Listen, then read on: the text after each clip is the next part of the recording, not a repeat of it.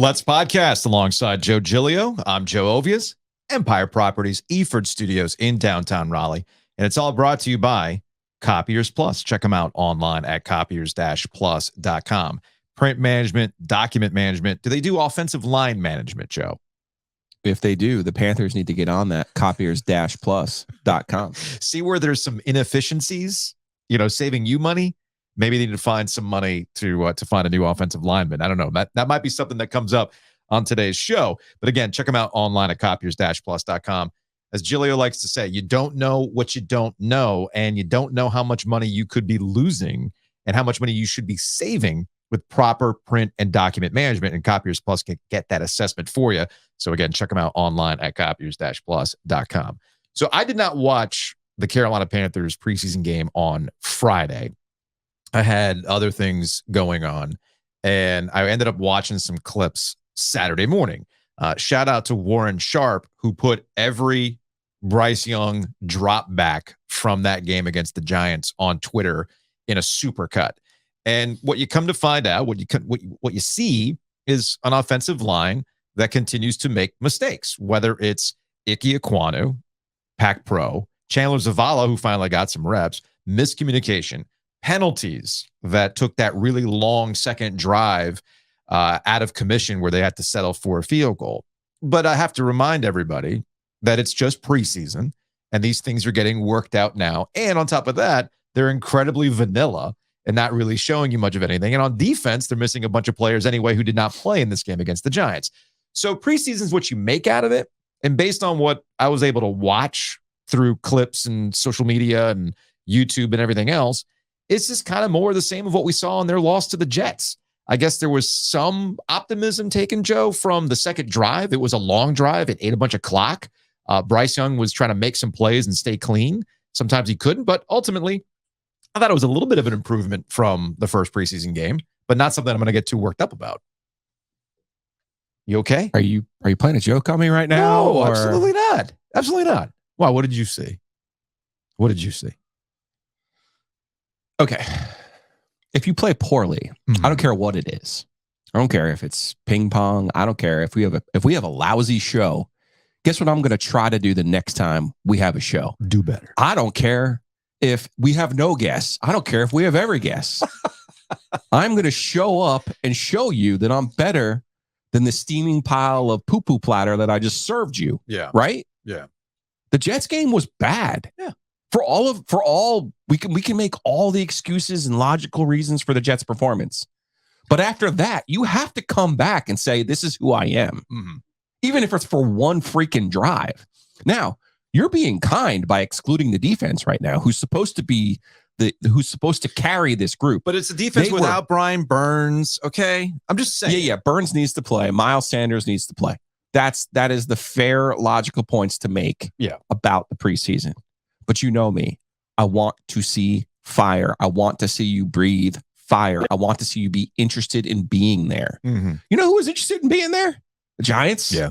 That first drive, all the time we talk about, hey, well, what does good coaching look like? And I always tell you, you get mad at me when I say this because the Supreme Court said it, damn it. Mm-hmm.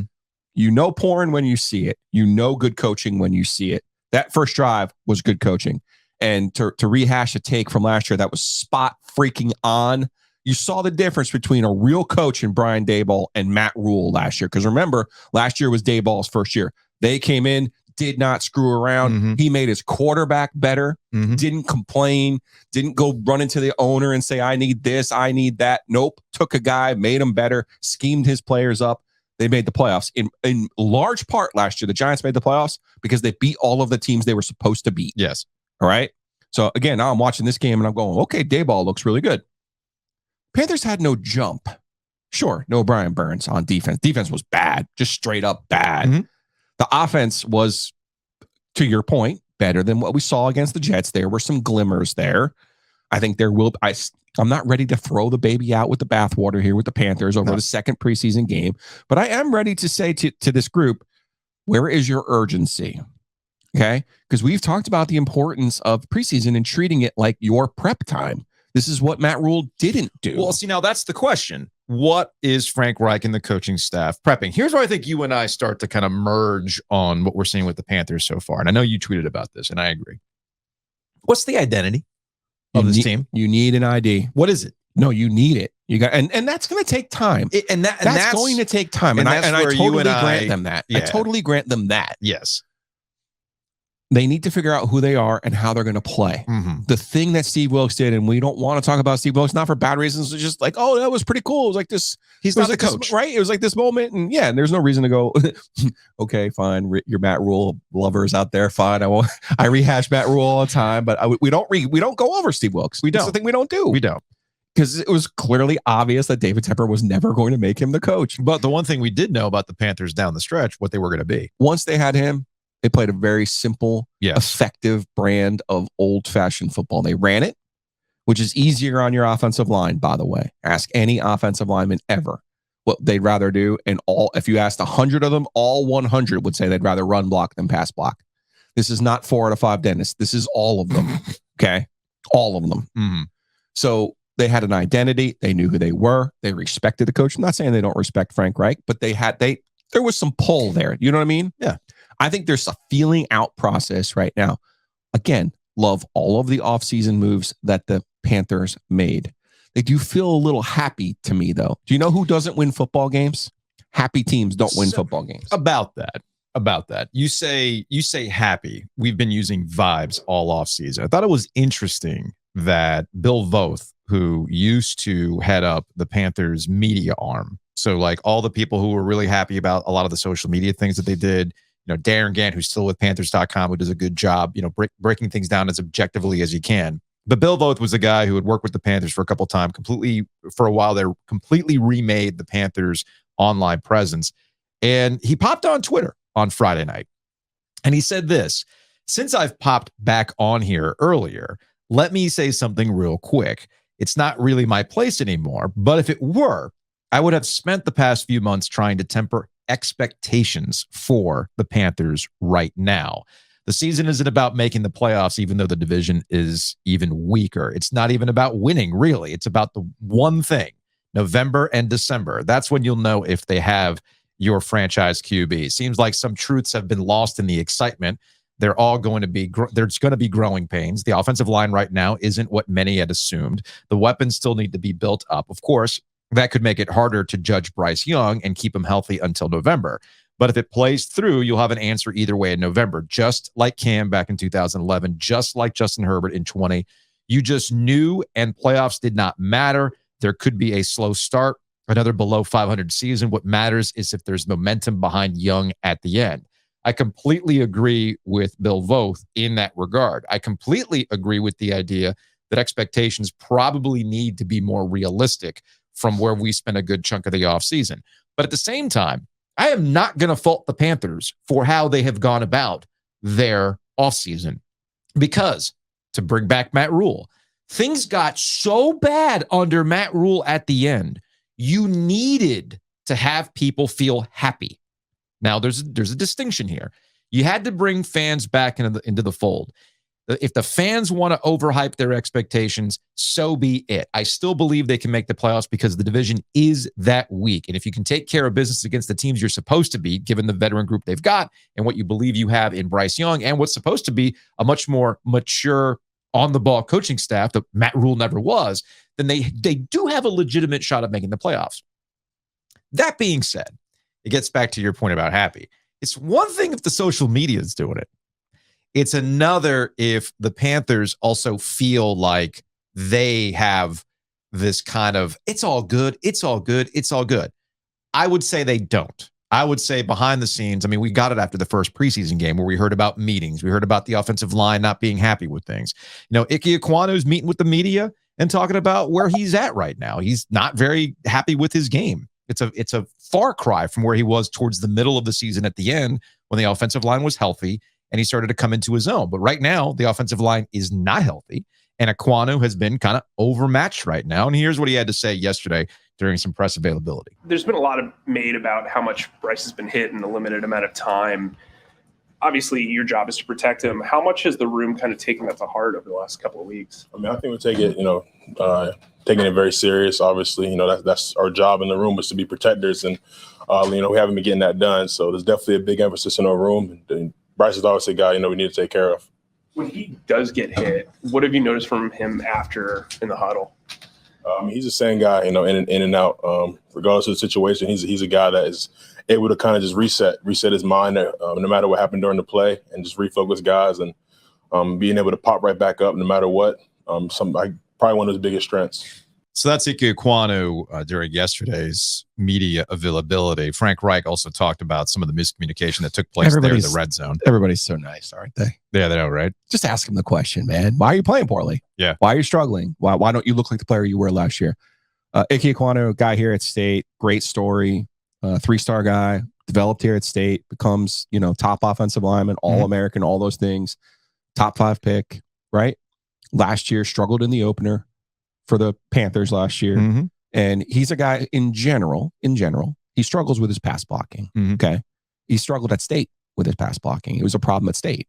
But he's talented. He's a hard worker. And as we saw last year, he is willing to dedicate to his craft and improve.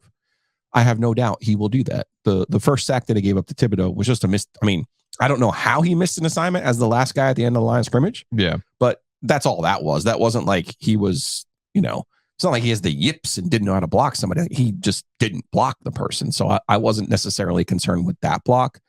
But I am concerned overall. That was his weakness coming out of school.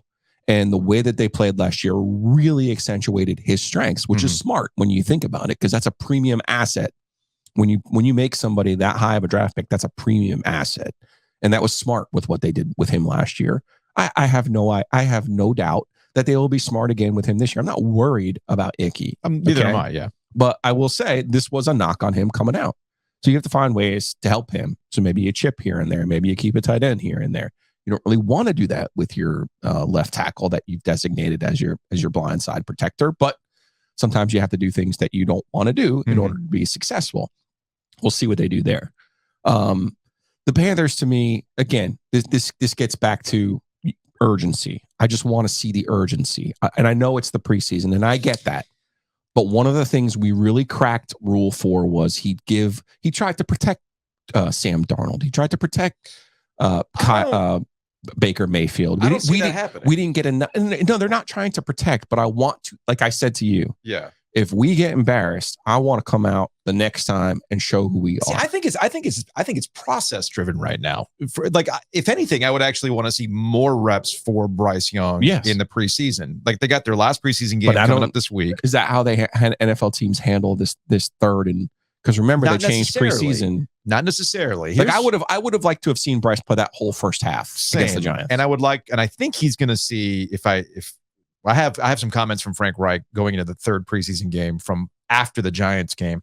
I think when he had press availability yesterday, he talked about how BryceYoung is going to get reps, but even BryceYoung is talking about getting reps and treating the reps that he has had as though they're these precious commodities and they should be adding some urgency. Now, to your point about urgency, you're right. There should be urgency, but you have to balance that with not putting too much on tape early on. So here's BryceYoung. Yeah, like you said, it's a limited opportunities, but you got to make those count. And I think just listening to coaches stressing urgency of every situation, every down.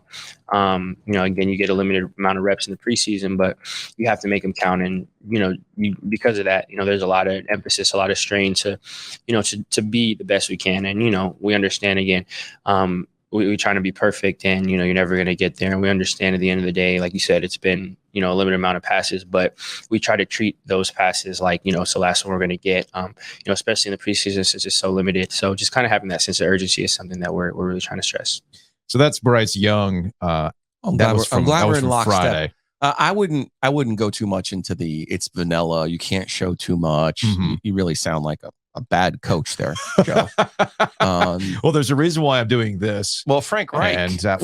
Frank Reich's been a coach in the NFL. So I'm pretty sure we know what he's going to call. He's not going to, he's not surprising. He's also 62 years old. He's not going to completely go and reinvent himself. Yeah. Okay, that doesn't mean you can't throw a wrinkle in there, here or there.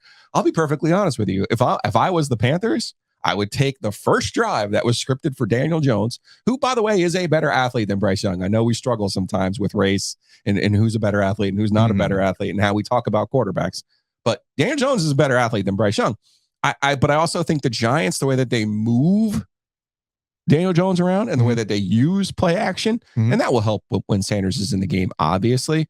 I would just go watch that script and say, hey, this is how we're going to use you. Because I think right now what they're doing, and one thing I don't like, which is modern football, is there is no drop back anymore for your quarterback. It used to be a drop back urgency. The quarterback was moving, getting a little heat on his body, feeling a little bit better, feeling like he's part of the play. I don't like the catch and stand. I don't like that. And it's a technique. It's for him to be poised. It's for him to go through his progression and do all the things that they want him to do. But I feel like it's a little too nonchalant for me. It's a little too nonchalant for me. If your offensive line isn't good, you move people around. That's why the Giants move people around. Yes. And again, you got to break Young a little bit from the, and this is where I think it will be his biggest adjustment. Okay. I don't think Bryce Young is a Hall of Famer. Okay. I don't think he will be a Hall of Famer. Okay. But what you have to break him from is he played at Alabama. He had time to make a sandwich. He had time to tie his shoes. He had time to take the test. Because right now, after 2 preseason games, can't do it. Here's what I would say about this pick, right? We bagged on the Bears because Mitch Trubisky showed up in a shitty car, and that was their criteria for taking a quarterback. Like, oh man, he's driving his mom's old humble Nissan. He's humble. He's a great leader. And it's like, because he drives a car with 200,000 miles on it? Shows you some intangibles, okay, man. So now the problem for the Panthers presents, did you take a guy because he was really good at a test? Because I don't know if you've seen Anthony Richardson in some of this preseason stuff. I've seen some clips. I don't know if you've seen the mixtape yet. I've seen them. I've seen some of the clips. But you could have sat pat at 8 and had him with more. I'd be sitting here going, we talked about it. Now that's the ultimate scratcher. It's the scratch. That would have been the ultimate scratcher. And I don't blame them for moving up and going to get their choice of guys. It's also the preseason. It is. Guys can look pretty good in these situations. But that's rookies fair. Are getting reps that are, but what Young don't. is used to, sunny days. Yeah. That's what he's used to. But I'll show you any successful football team, and if they don't have a good offensive line, right, then it's going to be Cam. Well, Cam was a singular, unique talent, and there you go. But that's where people are when you see, and that's kind of part of this too. But that's also part of the building process. That's as what I'm well. saying. We're literally 2 games into the preseason. And you're dubbing him not a Hall of Famer because we've seen 2 preseason games. No, I don't think he's a special or elite athlete. That the Panthers are not going to understand who they drafted and what they have to do to build around him. I still have confidence in that. What I'm saying to you though is when you are used to playing a certain way, and when you always have a talent advantage over your opponent, yes, it is different when now all of a sudden you're playing and Thibodeau is in your jock and you're going, and that's something that you will adjust to. That's something you will adjust to, and that's what gets back to and that's why I like what he said. I like the urgency comment from him, and I like the fact that it looks like going in the 3rd preseason game, they're going to play him. Here's Frank Reich. This is after the game on Friday. He had some follow-up comments about how this upcoming Friday is going to go in the final preseason game, and they should play Bryce Young straight up. I'm not going to say anything 100% sure. Right now, the plan is for everybody to get ready to play, and the plan's for everybody to get ready to play. We'll see how we come out of this game injury-wise. We'll talk about it as a coaching staff, and see what do we need to accomplish? If I feel like we need to accomplish something as a coaching staff, if we feel like there's things we need to accomplish in one more preseason game, then we'll play the guys that need to be in there for that. If I feel like we're ready, then we won't play those guys. They're not ready. So they're going to play those guys, and they're going to play Bryce Young some more, as they should. We'll close the Panthers conversation with, I know that Dimitri and Lauren are doing this on Young Gun, the Bryce Young podcast. New episode will come out this week. But they already have their built-in, was Bryce Young too short this week segment filled. I don't know if you saw this, but the New York Giants press room setup guy did Bryce Young dirty. Have you seen this? No. So the guy is making sure that the cameras and the mic stand are in proper position to get a good shot. All right. So here's how it plays out. If you're watching on YouTube, you see the clip. He's adjusting the mic. How's this? I'm 5'9". So this won't block him? Okay. Oh, I'm sorry. Here comes BryceYoung. I'm 5'9". He's like, I'm 5'9". He comes into the shot just smirking. Why is the Giants guy got to do him dirty like that, man? Hey, because you had that great moment at the Louisville Carolina game, where David Padgett came in and the mic was like, and Roy came in and he's like, what's going on with this So mic? good, man. So good. So good. Housekeeping. So we did it. We did it, Joe. What did we do? 4,000 subscribers on YouTube. Oh, no, don't. No. So you know what that means, right? Did you at least bring ice? No. Oh, God. So here's Oh, would you like the blue or the green color changing cup? give me my heels, man. All right, here you go. Here's your blue. I think it turns purple for your My Pirates. I got the green one, which I think turns into. Oh no, this is a yellow one that's going to turn into green. And shout out to Luke DeCock at the News and Observer, who had the club Brass Monkey on ice. If you're watching on YouTube, you can see the full bottle. My understanding is that this it's been produced since 18. Or what are you doing? What do you? It's 50, man. You said 50. Yeah. Or no, this is. So you just want to show your gut on YouTube? I can't drink this sitting down. You have to sit down, otherwise you're not going to be on camera, buddy. So sit down. I'm not editing any of this out. At least you got the hoodie. You get the full on hoodie in the shot, which I was going to talk about in a second. So look, we got to 4,000 subscribers on YouTube by episode 50. I'm happy about that. This Brass Monkey has been sitting in Luke DeCock's fridge for a while now. It says simply chill or pour over ice. We've been simply chilling it. When's the last time have you ever had Brass Monkey? That funky monkey? 92. Okay. This was 92. My understanding is that this was a re-release of the original recipe. So it's made with rum, vodka, natural flavors, and certified colors. So let's make sure I can get this in the shot here. Oh yeah, that's good stuff. Why are you pouring that much? Because I'm going to be sipping this bad boy. Oh, I love look at that color. Ooh. Oh, look at that. All right, man, here you go. Take that Brass Monkey. So we got to 4,000 subscribers. I've never had Brass Monkey before. Smelling it. It's actually not that bad. Positive vibes. Hold that thing up. Hold up those positive vibes. Look at that color changing cup. Hold it up, Joe. See? Got that blue and that. That is perfect for ECU fans who love ECU football and Carolina basketball. That's perfect. Hit the horn. All right. Cheers, early, man. It's early. 4,000 subs. We'll get to a state of the podcast a little bit later on in the show. What do you think? Oh, it tastes like the Starlight Hotel at the Jersey Shore. Oh, This is look, it's Seaside Heights. It's 9:22 in the morning, so this is perfect. Like this is perfect brunch cocktail. Yeah. If you had like a seltzer to throw in there with Hell some yeah, ice, man. it would be a brunch cocktail. It really would. You want to go to Morning Times and go get another one of these savory scones? No. You don't have these scars. What kind of scars are you talking about? Oh, Give me a Giglio night at the Starlight. oh my God. Back in the day. Well, I don't Back even think I stayed. Darren stayed there. I didn't have any money. So I think I stayed in somebody's car, to be honest, because we went our junior year. And that was the thing. After the prom, you go to the shore and there's no parents, obviously. So you're just there. And I think the room was like $55 at the Starlight. That's not bad. Yeah, 1992. So still probably a decent amount of money. Because remember, like minimum wage was like $4. Mm-hmm. So you definitely had to save, and you already paid. So prom in New Jersey is not like some of the proms here, where it's not like at the high school gym. Like you go to like an actual hotel, and it's it's like a $200 deal. Yeah, like, when I went to prom, both the Cardinal Gibbons proms that I went to, 96 and 97, were at Our Lady of Lords in the multi-purpose room. All right, they're off of what an That's Anderson awful. and Six Forks. Why does he have the aftertaste is actually not bad. It's actually not that bad. Maybe my taste buds are just no, shot. your taste buds are terrible. Maybe I'm in a good place after Fridays, which we'll explain what happened on Friday a little bit later on. The food marathon. Oh, goodness gracious. Lunch marathon with the Downtown Raleigh Alliance.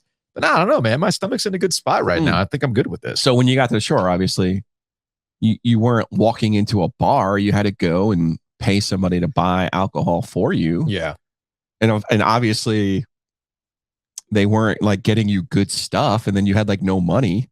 So Cisco, Brass Monkey, Cisco. Mad Dog 2020. I've had a bad Mad Dog 2020 and experience. Potentially a 40. That would be, you'd get one, you'd sit on the beach, and you'd go from different hotel to different hotel, and then go buy a terrible piece of pizza on the boardwalk. At what time of the day? Was it like 3 o'clock in the morning when you're shutting things down? No. Although I was able to stay awake past 8:30 in those days. So you basically had what I watched on MTV during spring break experience, but no money, and well, that's how most of it because I never had any of those I never had any of those kinds of spring breaks. I'm talking. We're throwing burritos into the slot machine on the Jersey Parkway. Guard State Parkway. I had the most wholesome. Shout out to Jay Palmieri.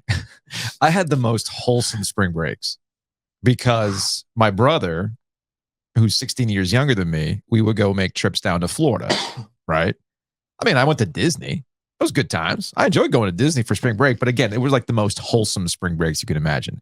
I never had any one of those like Jersey Shore, MTV, spring break, go to Fort Lauderdale, go to Daytona Beach. I never did any of that stuff in college because I was just mooching off my parents to get the Disney vacation out of it. Babysitting my brother, essentially. It's so bad, yet we keep drinking it. Well, it's the nostalgia. Taking you back, man. Taking you back. Knocking on Darren's door, begging for crackers. Crackers? Yeah, he had saltines. You were that hungover? Dude, I had no money. I had nothing. Although we went on this trip. It was like a guerrilla run. We had nothing. What you're describing to me is what I remember from Chris Clark's bachelor party in Charleston, South Carolina. If you don't know who Chris Clark is, Chris Clark used to do radio with us back in the 850 The Buzz days. And part of his bachelor party, I was like the odd man out from all of his frat buddies. Okay. I was the work friend who made the trip. And we stayed at this like Holiday Inn. I think it was a Days Inn right there off of Market. Pretty much says it all, right? It was a Days Inn right off of Market. And it's like a classic Days Inn motel where you walk upstairs and the door's on the outside with a little balcony and you walk in. And we somehow ended up at the Southern Belle, which was one of those BYOB clubs. I was going to say you ended up at the ballet. Yes. Yeah, we did not. That was not in the budget. Yeah, we went to the adult ballet. And I'll never forget that ballet because one of the dancers' name was Aquafina. Nice. And the DJ just did an incredible job of Aquafina the main stage. Anyway, so they tied one on. Him and his buddies tied one on to the point where I woke up the following morning and they never closed the doors to their hotel room. Okay, like they were adults. What was their excuse? I was 17. Well, again, I think it was. I think for a lot of these guys, it was their first time really away because I was younger. Like it was in the same boat because like Chris is your age. Yeah. So a lot of these guys had already gotten married. They already had kids. So this was like their real first time just away. And they did not know how to act. And again, I woke up. I mean, I was hungover. Don't get me wrong. But I woke up and there were just doors open and guys passed out. So is that what you're telling me your spring break was? Yeah. Okay. That sounds lavish though. Because you had like entertainment. There was no. This was truly. You gotta remember, we didn't have phones. Like, try explaining this to your kids. You went somewhere. There was no phone. You couldn't track anybody down. By the way, there was no TV. No, there's nothing. No. You literally like walked from hotel to hotel trying to find your friends from your high school. Sounds like a nightmare to me.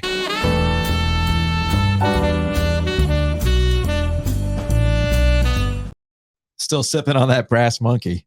We're going to be doing that throughout the show. So from here on out, the show might just get even more entertaining. we might have to bring some urgency for Wednesday's show. Are you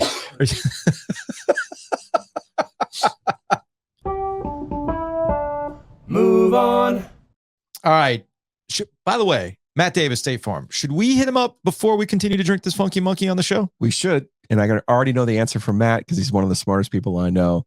Matt Davis, State Farm. He's got insurance, financial services. Go check him out at theoginsurance.com.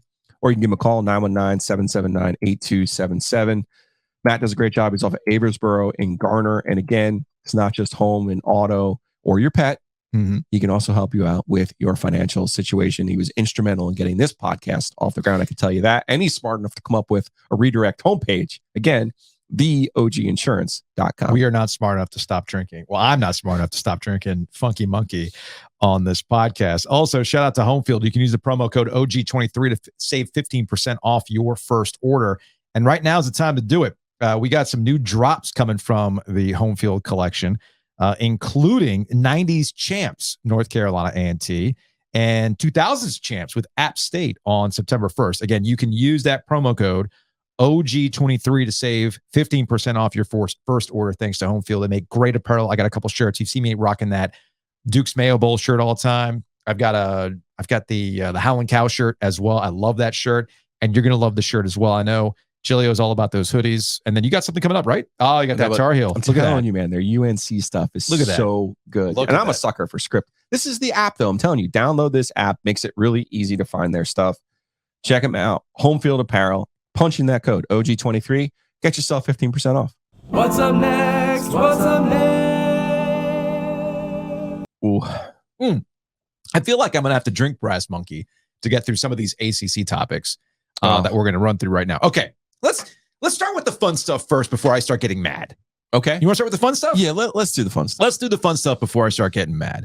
The Action Network they did this really fun game that was set up like Wordle, where you had to match the ACC coach with their favorite musical artist. Okay. Yes, Brett McMurphy. Yes. We're going to play the game. Is this coach for real or is this coach Cruton? I'm going to say this coach, this is a perfect illustration between the difference between Mac Brown and Dave Dorn. So let's start there. NC State's Dave Dorn, his favorite musical artist is Merle Haggard. Which I have no doubt. Zero doubt. Grew up in the Midwest. Yes. Loves Merle Haggard. I bet you. Totally authentic. I bet you after some injuries and the way the season, he looks back on like what could have been. He's sitting there listening to Merle Haggard's If We Make It Through December, everything's going to be all right. Because you got to get to that crude. On the surface, I have no problems with Dave Dorn giving an honest answer here. Zero. He's absolutely listening to Merle Haggard. Every conversation I've ever had with Dave Dorn is a country guy. I remember we did a mixtape with Dave Dorn years ago. He was mentioning Sturgill. He was mentioning Steel Divers. He mentioned all these guys. However, so believe it. However, Brown. However, there is one problem with Dave Dorn's answer. And that is? Let's get to Mac Brown. Mac Brown says Eric Church, the chief, who just did one of these, these booster events, these NIL events most recently. And he's a big Carolina guy, even though he's an App State guy. Canceled a concert during the Final Four. All that stuff. So Eric Church is who Mac Brown says. Do you believe Mac Brown actually listens to Eric Church? Of course I don't believe him. But who just helped him raise probably $1 million? Eric Church just did. Yes. Scotty McCreery just helped NC State raise $800,000. Throw the Gardner legend a bone, sir. Even if Merle Haggard is your favorite, play the game, Dave. Come on. That's a good point. Come on. That's a good point. But that is the difference between Dave and Mac right there. Play the game. Play the game. Somebody plays the game. Somebody plays the game. Although, you know what's funny? Somebody plays the game, somebody doesn't, and the results are largely the same. Weird. That's fair. So be true to yourself. But it also, I was going to say, it tracks for Dave that he was honest and just kind of went with it. So let's go through the rest of the ACC coaches from the Action Network. Speaking of Jersey guys, speaking of Jersey, Jeff Hafley, your boy, who's your age and grew up literally 20 minutes from my house. Bruce Springsteen. Yeah, that's absolutely right on. Clemson's Dabo. Garth Brooks. That boy Totally believe that he's got went rope to in the wind. Alabama. Yeah. That dude's got rope in the wind on cassette in his car right now. Cassette. Yeah. Yes. All right. That thing's been warped. He's got it. Duke's Mike Elko listening to Jay-Z. Do you believe that? He's Jersey. Felt like, hey, what answer could I give that would be cool But that's not cool anymore. that people would like? No, see, here's Somebody, Elko's between us, right? Elko is, Or is like 2 years younger than me. Yeah, Elko's between Right you between and me. us. So Jay-Z actually tracks. I believe Mike Elko when he says Jay-Z because Jay-Z is not an answer you give to. If he had said Lil Uzi Vert, Okay. if I he see where you said are now. Lil Yachty, Yeah. any of these artists that are Lil something, Lil baby. right, Da Baby, all that stuff, I would have said he was full of crap. But the fact that he says Jay-Z Jay-Z? tells me that he is peak Gen Xer Okay. who likes rap, who likes Jay-Z. So I actually believe Mike Elko when he says Isn't it Jay-Z. funny that The only my thing I don't old need brain Mike Elko to say at Duke at a press conference got is, 99 hey, problems? no, it took 7 years to become an overnight sensation. Your favorite. I don't need that from him. Well, it all didn't right? take him. That's It for didn't. sure. He did in 1 year. All right. So good for Mike Elko. He's better than Matt Rule. Can we ever get over Matt Rule? Probably not. The Probably not. thing is, I want people to understand if you'll ever in your life be as right about Matt Rule as we were, you would celebrate it You'll every ride. single day like we You're did. gonna ride that forever. You're gonna absolutely ride that forever. All right. Mike Norvell says Bob Marley. No. You don't buy that? No. Georgia Tech's Brent Key says Jimmy Buffett. Potentially. Okay. Jeff Brom, LL Cool J? Jeff Brom, your age, I think. The LL Cool J? Jeff, Again, you don't Jeff say Brom, that. I think, is actually from Kentucky too. Okay. You don't say LL Cool J to vibe with the Utes. So maybe he actually is somebody who still has a Mama Said Knock You Out single somewhere in his house. Mario Cristobal says Guns N' Roses. I absolutely Could see believe that. I absolutely believe that. Pat Narduzzi says AC/DC. That tracks so much that Pat dude. Narduzzi, yes, absolutely He plays knows Back in Black. Yes. No, Pat Narduzzi knows one mode and one mode only, Yes. which is AC/DC, which is essentially made an entire career of doing the same song again and again and again, and yet making it be like, oh, I'll rock to this. Yeah, sounds different. Brent Pry's an Allman Brothers guy? Oh, I got Key and Pry mixed up. Brent Pry, Virginia Tech. Wait. The Atlanta guy went Jimmy Buffett? Yeah, he went Jimmy Buffett, Oh. and Brent Pry went Allman Brothers band. Virginia head coach Tony Elliott says Nas. Totally believe that too. And then, of course, we know this is for real. Wake Forest, Yes. Dave Clawson, Talking Heads. I caught up with Martin Rickman, who he's a Wake Forest guy, used to be in this area. He's happy that you unblocked him on Twitter, by the way. I block. He doesn't remember. You probably don't remember. I don't block anybody, so Apparently you had him blocked, and you apparently had a conversation with him. Like, I don't know how you ended up blocked. Oh, but okay. You guys have. Made I don't amends. block anybody. So I caught up with Rickman. He's a Wake Forest guy and he's a music guy, and he's like, yeah, the whole Dave Clawson Talking Heads thing is a real thing. You and I have had conversations with him. I'm sure he's really happy He about was the mad at 4K. us when we did the mixtape, and he couldn't come up with the actual because it was like he had a little stage fright. He had a little stage fright. I also Yeah. hit him with some New Order too in the cars, which again, all that new wave stuff. But I'm guessing he's pretty hype about the fact that Stop Making Sense is getting re-released later this year in 4K. It's getting an HD restoration. I want to go see that. We have a conversation with John Curry, Mhm. Wake AD, Wednesday. We've been invited to Winston-Salem to go do our show in Winston-Salem at the to be hosted by John Curry and the Wake Nation. Oh. as he's Zombie no, Nation? he said come to Deektown. Come to Deektown? Deektown. We're going to We've been Deektown? invited.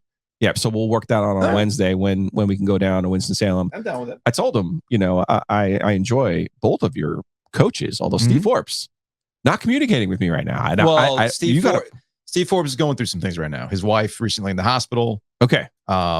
Things are. No, I get it when people don't want to talk to me. Yeah. You know what I'm saying? Like no, that but happens. Forbes got some like real life issues taking place right now. He's a little preoccupied. But I still like them both. I know. So I'm ready. We like them all. All right. Elsewhere in the ACC, this is from Brad Crawford. This was from Friday. He works for 24/7. Couple sources have indicated UNC expects NCAA to reverse its decision on Tez Walker's eligibility for the opener against South Carolina. Good. Likely to hear something next week. Would be quote unquote heartbroken if it stands. I mean, that heartbroken quote comes directly from Mac Brown. Mac Brown's been very open about the fact that Tez Walker is going through it emotionally to get back on the field. You and I talked about this. I say good as long as it means Boeheim doesn't get one of his kids back. Because remember, Boeheim's kid was at an Ivy League school. This was the one in the NCAA's defense on this. Mhm. This was the one thing that they were kind of uniform about. Okay. That teams who didn't participate in the pandemic year don't get that year as the extra year. I see. So his kid wanted an extra year. The one who was at Cornell, not Buddy, but the other one, wanted Jimmy wanted an extra year, and they didn't give it to him because basically it was the same thing that happened to Chandler Zavala last year. As you'll remember, Chandler Zavala ended up getting his year. So if you're a State fan and you're like, oh my God, don't cape or help Carolina, stop. The athletes deserve their chance. This isn't about your fandom and your school and the NCAA. This is about them getting a chance. So I asked for honest feedback from listeners the last couple of weeks. Okay. And if you've got, I mean, again, constructive criticism, I'm always going to take. You wanted the Robert Saleh, we had a chance to make an impression and you didn't. Yeah. So tell us how we could have. That's what I want. Yes. I'm being dead serious. I know you are. So, and you can email us laughing. the oggoesdigital@gmail.com. And a listener, Scott, I sent was me going to say, we got a really nice email. we got a couple really nice emails last week. And Scott, Surely you're not reading all of Scott's email. I'm not going to read all of it. Okay. It was titled Encouragement and Feedback, Yes. but it does tie into what we were talking about with Tez Walker and how things are kind of maybe changing in favor of Tez Walker playing for UNC, although they're running out of time. I mean, week 0 is this upcoming week. And he said, my only real suggestion for improvement would be a little more pushback at times. And he gave this example. I think we can all agree that Tez Walker should be eligible. I think we can also agree that Roy Cooper overstepped in writing a letter to appeal for him. He wrote a letter to Charlie Baker and the NCAA to reverse their decision on Tez Walker. I felt like you guys were a little too dismissive of fans who felt like he was out of line in doing so. I get that you can't really criticize him. We can. I have. And he may never come on your podcast again. I mean, given the fact that we've made Roy Cooper a meme several times, I think he gets what we're trying to do. He's likely a nice dude. I saw that he supported you on social media during your transition time. However, I do think to kind of say people who were mad about him not helping out with NC State's COVID baseball team and then actually blaming the team for their own demise, despite that they had players who had actually had enough vaccinated players to play. I get it. But I kind of thought that we could have had some honest conversation about Cooper's letter instead of it kind of feeling like it was not critically addressed. That is a fair email. I will straight up say that is a fair email. And here's what I would say to that. It's consistency. I think we all understand that Roy Cooper is a UNC guy. He's a double Tar Heel, for heaven's sake. I also think we understand that the conversations around the NCAA and how politicians have actually come out in favor of student athlete rights or athlete rights, whether it's in the form of name, image, and likeness, getting a cut of television revenue, or in this case, when it comes to Tez Walker, saying, hey, wait a minute, these rules are not consistently applied. So why are you doing this to a guy who announced his transfer 2 days, literally 2 days before you changed the rule? It should have been kind of grandfathered in because he was operating by the rules of the time. And I know you said this last week, when everybody's getting rubber stamped transfer waivers, why would you think it would change? Right. Okay. And then you also look at the context around Tez Walker at UNC. Why would you go against that? But, those who carry water for the NCAA are saying, well, who carries water for the NCAA? You'd be surprised. There's some college football Illuminati that actually carries water for the NCAA. So the point being, I get where Scott's email is coming from with it when it comes to Roy Cooper. But I do think context matters for a lot of the other instances of what people are bringing up. Well, you did this for Tez Walker. Well, why didn't you do it for this? Well, things have changed over time. I still maintain what happened with UNC, if they had actually, with NC State, I should say, at the College World Series. Yeah. If they had just done what the NCAA wanted them to do, rather than giving the NCAA an excuse to kick them out, they would have actually played the game rather than being sent home. Are you okay with it? Yeah. Thirsty. Are you trying to find something else other than the club, the brass monkey? It's taunting me. Is it hitting you right now? It's taunting me. I'm not going to lie. I've got a little buzz. I keep drinking it. Woo. I'm supposed to give a state of the podcast here in a little bit. Whoa. Okay. I'm just saying. I might be a little tipsy by the time we get around to that. Careful. We got I know. We got to talk to a lawyer too. here in about 4 minutes. Anyway, point being, I get the argument. I'm not dismissing your argument. I think the ultimate tell for Roy Cooper, as long as he's governor, is if he's consistent with it on other matters. Sure. That's all. I also don't think that. I mean, look at me. I respect Roy Cooper. Of course. Obviously. You give him an insane amount of shit, though. Obviously. But I don't think the NCAA is going to be like, oh, the governor of North Carolina wants this guy to be. They don't. Honestly, you know what? They don't care. They don't care what Roy Cooper has to say. Ultimately, what they care is, are they going to lose in court? And if you lawyer up, then chances are you're going to beat the NCAA. We saw this with over and over and Chandler Zavala last year alone. All right. There's NC State examples about this. You can go Chandler Zavala. Hell, you can go Braxton Beverly, your most read piece on the News and Observer ever. You can do an incredible profile on a player. Yeah. But nobody cares. Getting mad at the NCAA for Braxton Beverly. Like 2,500 words on Bradley Chubb. It's like their best player in since Philip Rivers. Right. Nah. Braxton Beverly, same day as Carolina gets popped for going to class, and it was 600,000 page views. You ready to get mad? This is about Stanford and Cal. Yeah, it is. Okay. You ready to get mad? I'm ready. Okay. So, Chris Vanini at The Athletic writes a Sunday column titled "Making the Case for Stanford and Cal to join the ACC." For context purposes, in the aftermath of the Pac-12 breaking apart and schools leaving for the Big 12 and the Big 10, you've got some stragglers. Washington State, Oregon State, you got Stanford and Cal. Stanford and Cal, there's been a push to get them to join the ACC. You've had Condoleezza Rice, Stanford grad, publicly stumping for Stanford. Who was stumping for Cal? No, it was George Bush. Bush for SMU. Yeah, the dub was pushing for SMU, although the SMU conversation seems to have withered on the vine. And I think it was Brett McMurphy who said maybe the ACC will listen to Cal if Marshawn Lynch decides to publicly stump for Cal. There was a vote against from Clemson, Florida State, North Carolina, and NC State. And there's been a lot of digital link and a lot of YouTube space devoted to, well, why would they do this? And we talked about this a little bit last week. Ultimately, you can come up with all sorts of reasons as to why they shouldn't do it. But there is one common denominator. It just doesn't make any sense. It doesn't add the right word. Money. Doesn't make financial sense. It doesn't. Stanford and Cal are not helping the ACC in terms of television revenue. If anything, it eats into your budgets because you have to account for travel to get out to the West Coast. And Vanini pushes against this. So I read it. And his ultimate argument was the ACC should add Stanford and Cal because everybody else is doing it. Are you a parent, Chris? You should drink that brass monkey at the Jersey everybody Shore else is because doing all it. of your friends are.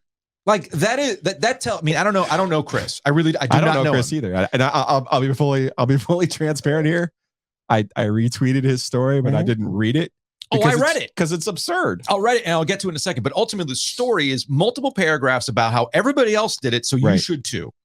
Which again speaks to the fact that I don't think Chris is a parent, because if you were a parent, how many times have you said, "Oh, because such and such is doing it, you feel like you need to do it"? Is Giglio jumping off the bridge too? Oh, are you going to do it too? Go ahead. Oh, Giglio's going to the Jersey Shore and drinking a bunch of brass monkey. How'd that work out for him? Not good. Not great, Here right? we are.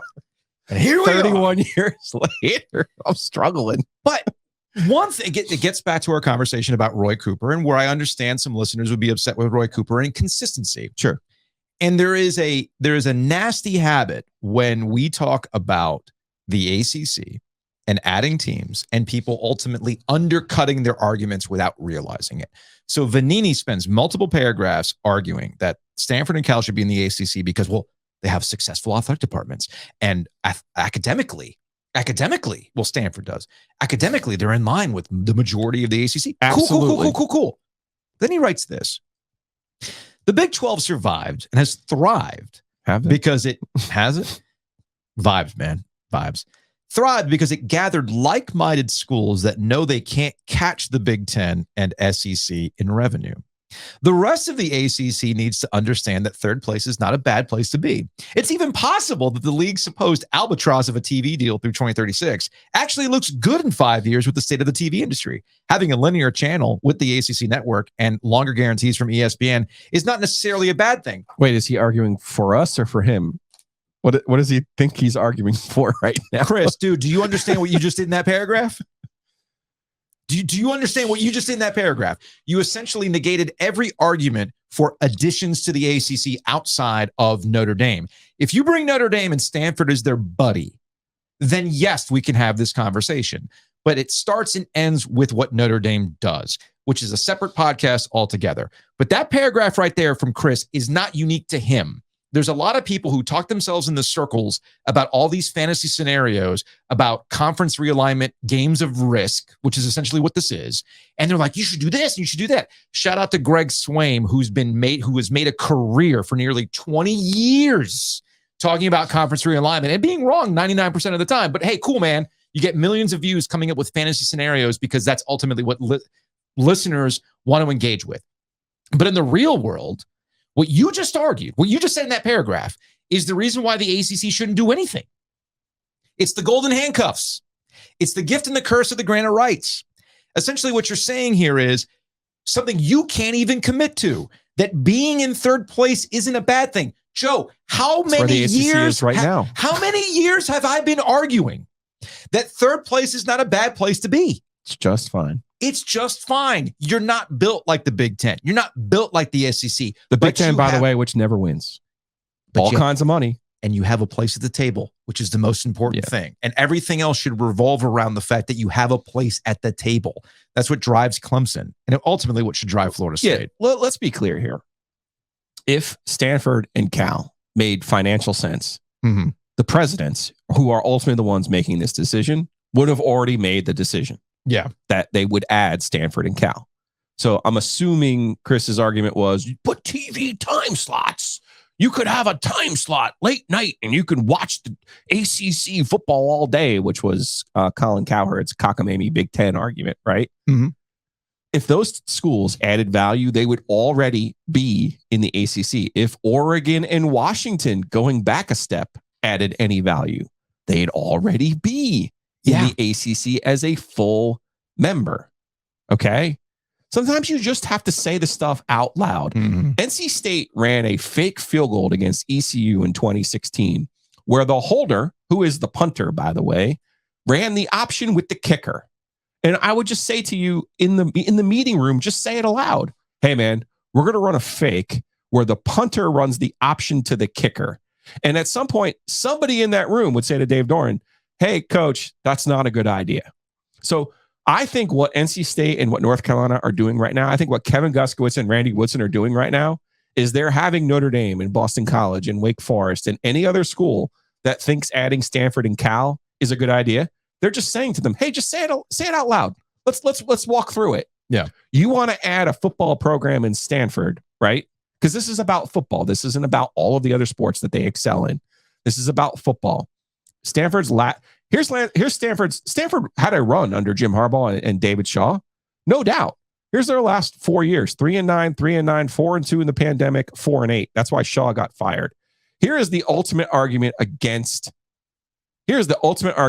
Stanford football. Bill Walsh is considered the father of modern football. Bill Walsh is like the true genius of coaching. Forget Bill Belichick if you're too young to remember. Okay. Bill Walsh actually came back at the end of his career and coached 3 years at Stanford. Yes, he went 10-3 one year. Then he went 4-7, 3-7-1, and he tapped out and said, I got enough of this. Yeah. If the greatest coach in the history of this game, in the modern game, can't win at your school, guess what?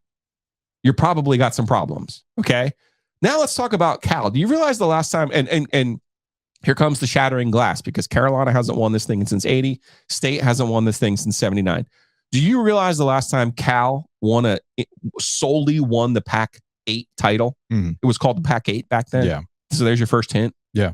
1950. Jeez. They had a guy named Aaron Rodgers who just might be the single most talented quarterback in the history of the NFL, by the way. They had him for 2 years, and they did really well with him. They didn't actually win the conference that year because USC beat them. USC had to vacate it.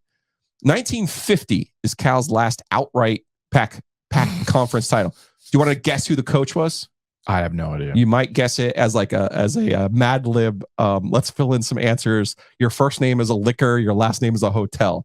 Pappy Waldorf was their coach in 1950. I put some Pappy Waldorf in a cookout shake, And a people while got back. mad. Yes. So what are you? So again, all you got to do is say these things aloud in the room or on the conference call with the other presidents and say, what do we really get in Stanford and You Cal? get nothing. You could probably look really cool in the U.S. News and World Report or the Princeton Review. Yes.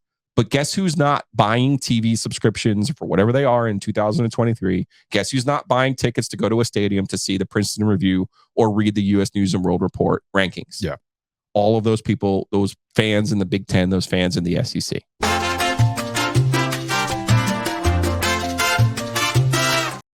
Shout out to my hometown Realty. Check them out. It's the longest we've ever gone without this. I know, right? So check out myhtr.com. We need to go back. What? Ads, sir. I know we do have ads. We're a little backloaded right now. All right. Check out myhtr.com. Give them a call, 919-550-7355. Buy, sell a house. We have multiple agents across the area, and they can make sure that you can sell your house quickly. And again, in the competitive market that is buying a house, get you on the right track. So again, check that out at myhtr.com. And we're going to talk to a lawyer here in a second. We've talked to lawyers in the past, thanks to our friends at Whitaker and Hamer. Check them out online at wh.lawyer. They've helped us understand the grant of rights. They can help you navigate your legal issues as well. Look, you're closing on a house, you're selling your business, you got any kind of family law needs, give Josh Whitaker or Joe Hamer a call. 919-772-7000. Of course, they have the world's greatest URL, wh.lawyer. Did you call Whitaker and Hamer when you got a speeding ticket? I ended up going to a specialist in Alamance because that's where we were. Hmm. And well, quite frankly, I also have a roommate who was a lawyer who knows a lawyer. All right, so who could help me. Joining us on the Heaster Automotive Group hotline. He's not on video for some reason. We'll make this work. We're working on it. We're working on the video aspect of it, but it's no big deal. He's fixing his camera. We got audio. We got audio for now, so we're fine. We got. How is he listed in your phone? Tyler, the speeding ticket guy. Speeding ticket. Yes. Tyler, do you have a last name? Yes, Tyler Ellenberg. Okay. Ellenberg, Okay. can you hear me? Yeah, man. Tyler, we can hear you. It's all good, and audio is going to be just fine. Don't worry about it. So did you know Joe Giglio before he texted you or called you? No, I didn't know Joe. Big fan. I've been listening to the podcast and to the radio station for some time. I think one of Joe's buddies, PK Shear, I guess they were roommates, freshman year roommates at State. Mm-hmm. And of course, Joe's just looking for any lawyer, so he just texts the only one he knows. And then we got connected, and I was able to help Joe out. But it was a pleasure. So Joe got a speeding ticket on our way to Wyndham. Yeah, at Sedgefield. You know, Joe gets to talking. He's not really paying attention. Not paying attention at all. And next thing you know, we see some blue lights in the rearview mirror, and we went from there. He didn't get a warning or anything else. So Tyler, what did you do for Joe? Well, you know, when Joe texts me, first thing I kind of pride myself on is I actually give out my cell phone number to my clients so they can text me, which is kind of a red flag for most lawyers. But Joe was able to text me. I actually called him, talked to him about it, what I could do for him. Go down, travel, put it on early because a lot of people have anxiety about these kind of things, just waiting and pending. And one of the hardest things to do for a lawyer is getting them to show up to work. So I got it handled early, went down to Alamance County, was able to text him. He could pay it online, very quick and easy, and was able to send him a text when I was all done. Easy as that. Dement, Askew, and Johnson. Give your guys a plug here. Oh, yeah. Okay, I can. So it's dementaskew.com. You can ask for Tyler Ellenberg. We're right on Fayetteville Street. And I'm going to do another thing that's crazy. I'm going to put my work number on the air so you can give me a text at 919-623-0065. That's 919-623-0065. Speeding tickets or anything else, just give me a text and I'll try to get back to you as quick as I can. All right. You got thoughts on the Wolfpack this year, Tyler? Because as I like to point out with my friend Josh Whitaker, and Punkage, NC State does actually produce lawyers. Well, yeah, we're lawyers. When I'm in the courthouse, I am just swarmed by seas of light and dark blue. Luckily, most lawyers from Carolina don't actually go into a courtroom. So there are a few Campbell grads that I can talk to. But what I will say, I think this is the first time that as an NC State fan, I've actually been excited about an offensive coordinator. NC State, the offensive issues over the last few years have been terrible. We knew that when the Tim Beck halfback pass was coming, it was kind of infuriating, but I'm excited for an offensive coordinator, and I can say that that's the first time, and so hopefully looking to see what happens. You got a prediction for me? I don't know what it's going to be like this season, just because it's holding. I could be talked into 8-4. I could be talked into it, but I think 7-5.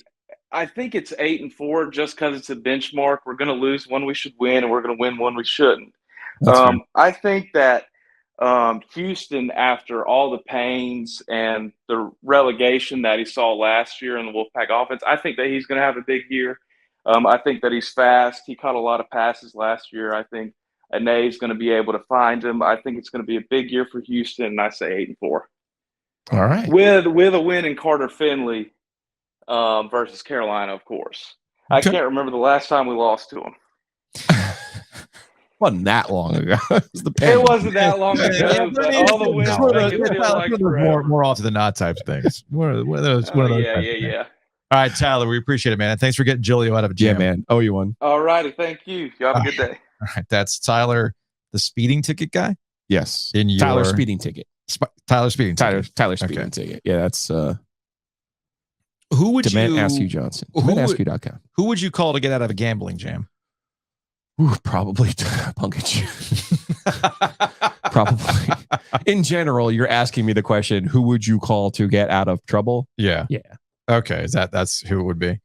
I would start there. Yeah. I will admit that I have not paid that much attention to golf this year outside of the live golf extravaganza. But my spidey senses tingled last week when there was a book that's coming out by Billy Walters, a noted sports wagering aficionado, who I'm guessing you've heard of this guy before. I had not heard of him before all of this. So Billy is writing this book, and he has some pretty incredible passages about Phil Mickelson, who we do know has, and he has admitted to having a gambling addiction. All right. And some of the numbers that he attached to what Phil Mickelson was betting is pretty wild. Now, I have a variety of thoughts on this, which we can get to in a second, but I did want to focus on one particular thing because it's RyderCup season. The RyderCup is just around the corner. Italy, we have that in the budget, it's right? in Rome. Yeah, we're totally going to Rome, right? The OG Pope PGA Tour loves us, man. Yeah. OG Pope Mobile. Let's go. So the I don't RyderCup. think that's how you get to Italy. What? There's no channel from here, from RDU to Rome in a Pope Mobile? Does it work that way? So half the RyderCup is set on the U.S. side. European side, the automatic qualifiers. The automatic qualifiers are set for the U.S. side of the RyderCup. The European side is not set yet. That'll be set here in the near future. But you've got Brian Harmon, who is the little B, the Open champ. Yep. You got U.S. Open champion winner Wyndham Clark. You got Max Homa, your boy, the homie. He's in that group. You got Scotty Scheffler. You got Xander Schauffele, and you got Patrick Cantlay.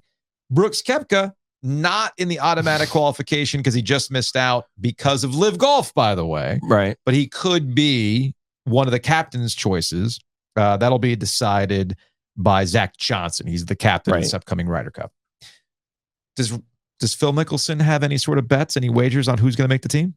Does he have any bets on who's going to win the RyderCup? I was just saying, I don't know if you could bet on who's going to make the team. You can definitely bet on who's going to win it. I bet you been 30 years since the U.S. has won in basically a road match. I bet you Phil Mickelson knows a guy who will take action on who's going to make the team as terms of captain's choice. He definitely does. Boy, that's from the outside, that's a very uninspiring lineup right now for the U.S. Oh yeah, you tell me that those names mean nothing to me. Since they're going against Rory, Rahm, and Hovland, Victor Hovland, who won this week at the BMW Championship, and Hovland's really been on his game. It's going to be interesting how they go about these captains' choices, because you got Lucas Glover, Ricky Fowler, who've been playing out of their minds. Ricky Fowler kind of season long, Lucas Glover of late, and then of course you got Brooks Koepka and Justin Thomas. Like, I'm not sure in match play how you don't take JT. You also have Jordan Spieth, who's a birdie machine, and JT and Jordan Spieth are kind of a package deal with their friendship and the way that they played together. So there will be some tough choices to be made there because of a guy like a Wyndham Clark and a Brian Harmon popping up and winning the major the way that they did.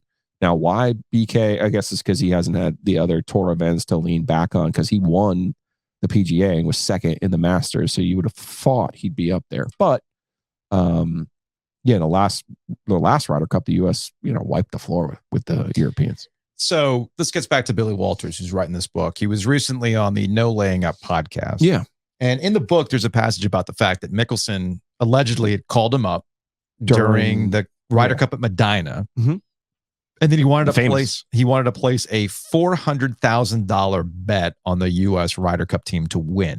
Okay. Now, it's not uncommon in golf for golfers to actually bet on themselves. It's legal in the British Open and other events that have happened in Europe. It's not uncommon. Let's put a pin in that. Okay. Let's put a pin in that. So, according to Walters, he informed Mickelson that he wanted nothing to do with said bet. Now, again, this is a guy who's made an insane amount of money on sports wagering, and he's worked hustles, multiple sports books. He had a team of people who would make bets. He was actually my understanding is he was one of the first people to understand how to move lines. Yes. Basically, and buy bets. Yeah, people wouldn't take his action. Yes. Why he needed other people to put it place bets. But stuff that's actually pretty regular now, my understanding about like futures and buying bets off the board. Like you had a futures bet on a particular team. Yeah. And you could actually sell that. That's standard practice now. Walters was ahead of the game with that kind of stuff back in the day. So Walters said that this is what Phil Mickelson wanted to do. And the way people interpreted it on the internet was that, oh my goodness, Phil Mickelson dropped $400,000 on the U.S. RyderCup team, which can affect its team play here. All right. It's one thing if golfers bet on themselves or might have action on a golf tournament because it's individual play. Once you start getting into the team play aspect, that's when things start getting a little dicey for me. Walters clarified saying, I didn't take the bet. And I don't know if Phil ended up having the ability to take the bet. I think I talked him out of it. It's essentially what he's saying. Now, Joe, I don't want to be an ass here, but Phil Mickelson, and Mickelson tweeted this out shortly after. This was back on August 10th. I never bet on the Ryder Cup. While it's well known that I've always enjoyed a friendly wager on the course, I would never undermine the integrity of the game. I have also been very open about my gambling addiction. Okay.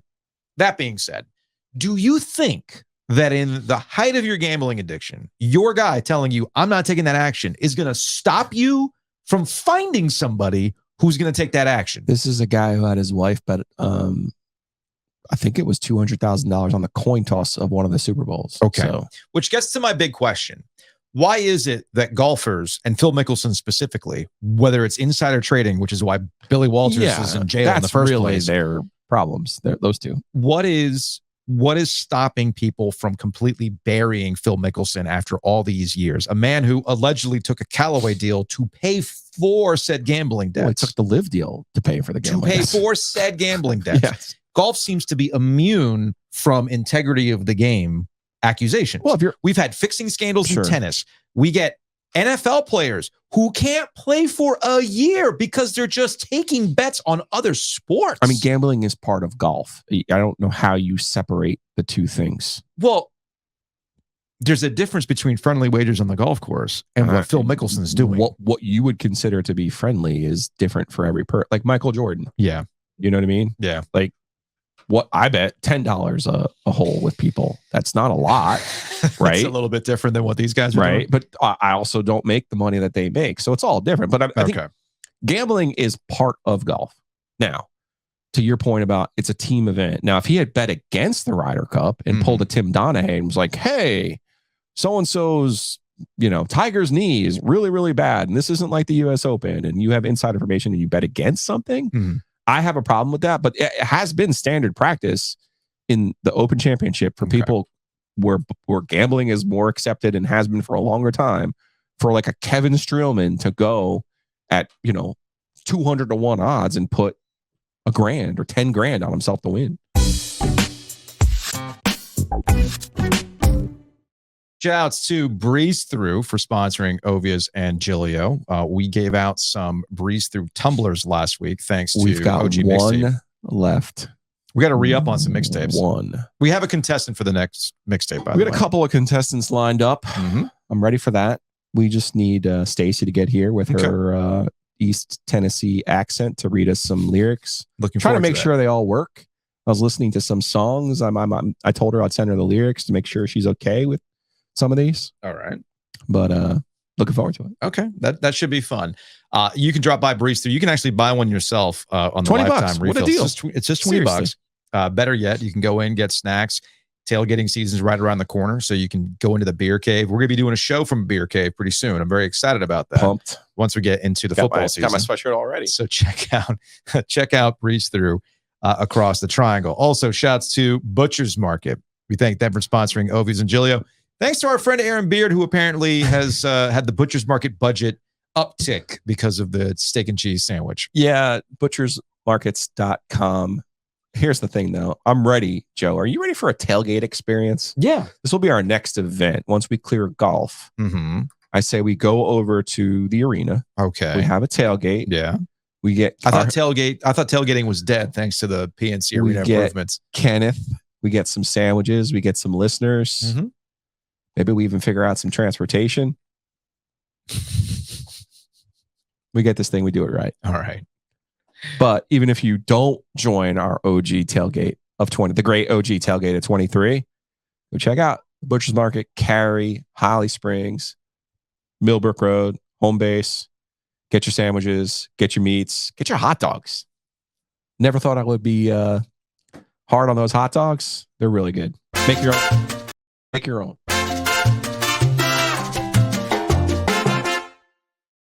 Messi did it again, dude. He did it again. I saw the angle of the goal. It was ridiculous. There's 5 people around him, and all I could think about was what you said. He's on rookie mode. He's on rookie mode. So look, I love being ahead of the curve on a few things. Shout out to one of our listeners who pointed out The Onion is out here writing factual sports stories. And this is the headline from The Onion. MLS parents complain Leo Messi to advance for Suns League. Find the lie.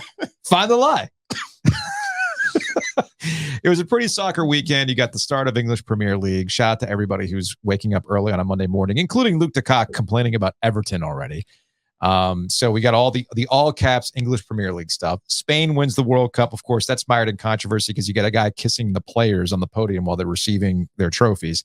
Dude, it was a bad look. But Spain, England ended up being inappropriate conduct by officials, by FIFA in officials. What? Get out, right? No. So Spain and England play a game. England continues they can't even get they can't win anything. All right. No. There was a meme that made the rounds. Shouts to my English fans. There's definitely a fan out there who likes the Bills, NC State, and English soccer. And I feel for you. I'll save the brass monkey for you.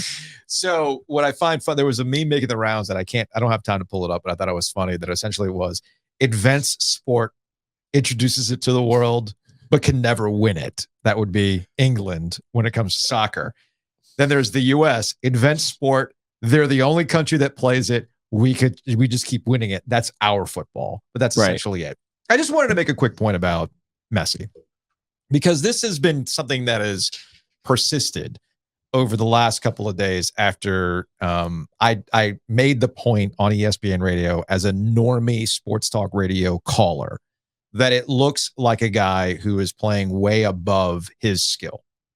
And The Onion, I wish I had the brilliance of the people who write the Onion headlines because they absolutely nailed it. And it resonated with me because this past weekend, Jacobs Junior Cane's travel hockey extravaganza began in earnest. They had the placement tournament. It's not a tournament. It's just preseason for travel hockey.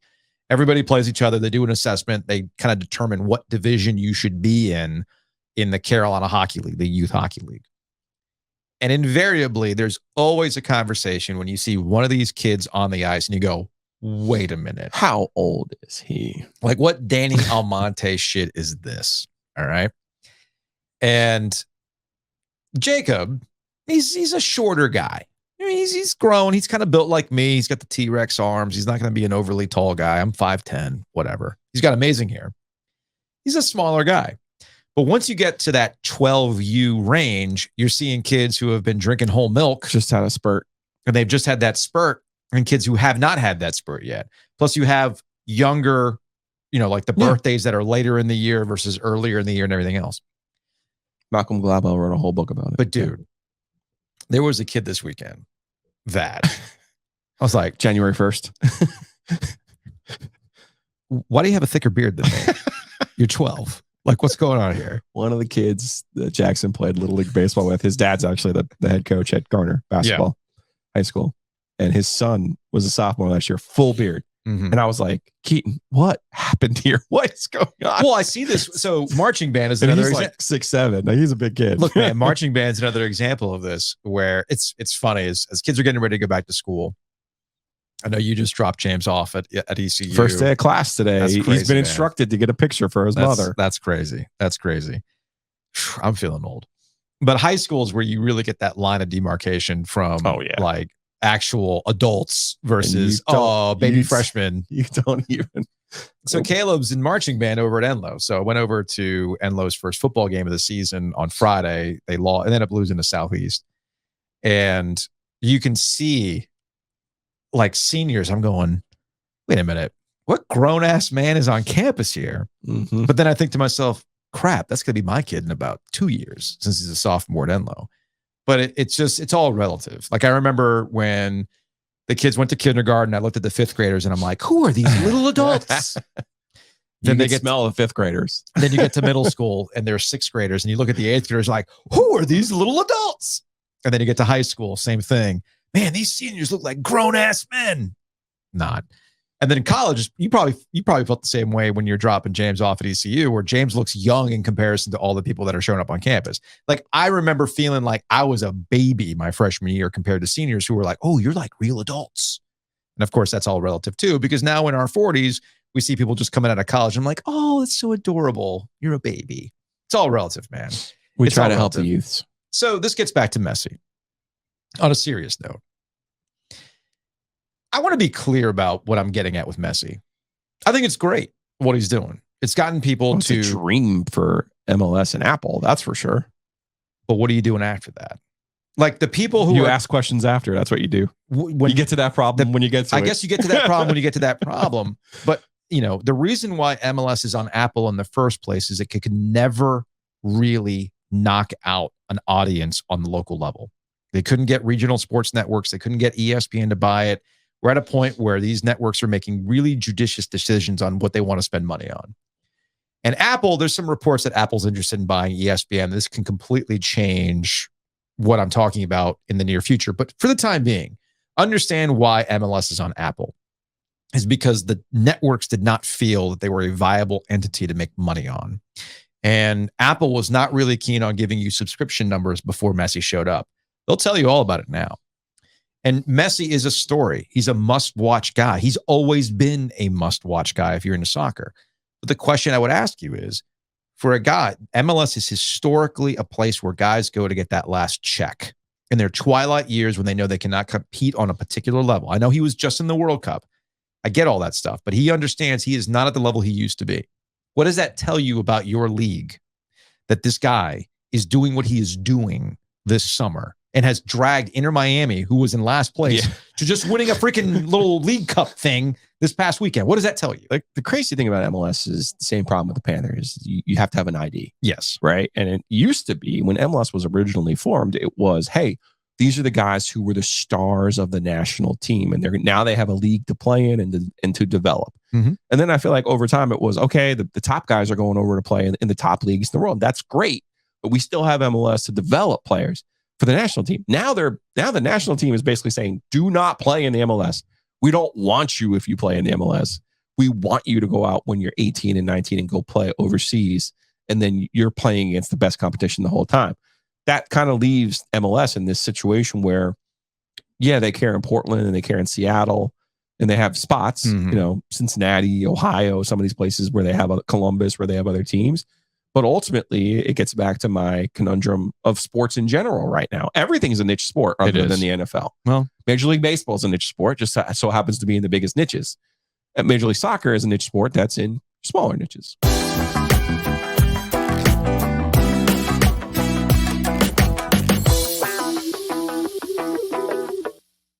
big thanks to Mosquito Authority and Pest Authority for sponsoring Ovies and Giglio. We're getting towards the end of summer, but that does not mean that mosquitoes are going to suddenly stop being active. September can be hot. October can be hot.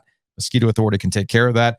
And speaking of all the heat, you got critters that are trying to come into the house. That's where Pest Authority can take care of that. Check them out at bugsbite.com. Yeah, this 360 moisture barrier is no joke.